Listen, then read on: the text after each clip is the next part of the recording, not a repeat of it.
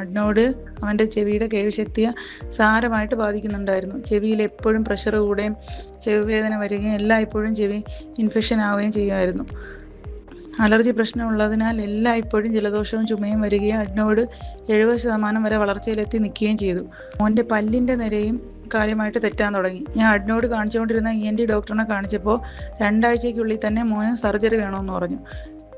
കേൾവിക്ക് പ്രശ്നമുള്ള കുഞ്ഞായതുകൊണ്ട് തന്നെ സർജറി ചെയ്യുന്നത് ഒരു റിസ്ക് ആയിരുന്നു. അതുകൊണ്ട് ഹോമിയോയിലൊന്ന് കാണിച്ച് നോക്കാം എന്ന് വെച്ച് ഡോക്ടർ കെയർ ഹോമിയോപ്പതിയിൽ കാണിച്ചത്.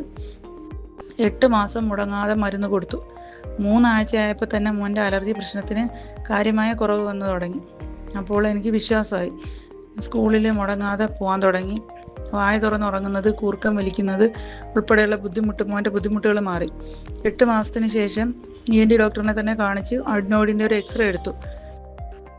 അപ്പോൾ അഡ്നോയിഡ് 30% ചുരുങ്ങി. അതായത് അഡ്നോയിഡ് സെക്കൻഡ് സ്റ്റേജിലേക്ക് ചുരുങ്ങി.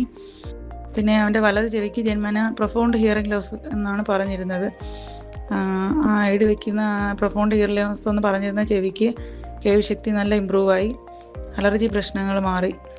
പൂർണ്ണമായും വിശ്വാസം വന്നത് ഇപ്പോൾ ഇത്രയും മികച്ച റിസൾട്ട് കിട്ടിയപ്പോഴാണ്.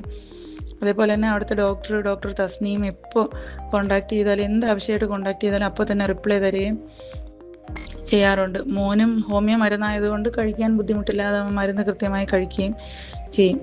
ഇനിയും പലർക്കും രോഗങ്ങൾ പരിഹരിക്കാൻ ഡോക്ടർ കെയർ ഹോമിയോപ്പതിക്ക് സാധിക്കട്ടെ.